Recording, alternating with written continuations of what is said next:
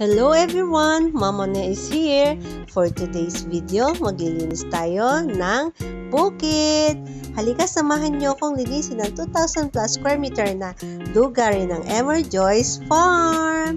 Sa buhay natin, alam niyo guys, wala nang rewind.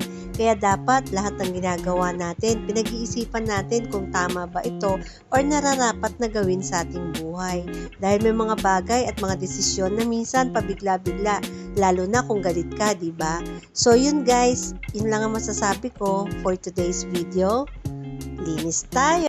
Sa panahon ngayon guys, mahalaga pa rin ang support system ng ating pamilya. Sa lahat ng bagay na nangyayari sa ating buhay, mahalaga na ang pamilya natin ang ating kasama, maging sa kasiyahan o kalungkutan, sa problema man o sa tagumpay. Kaya guys, lagi nating tatandaan, ano man ang dinaranas natin ngayon, lagi pa rin nating idalangin at isentro sa ating buhay, ang Panginoon. Yun lang, bye! God bless!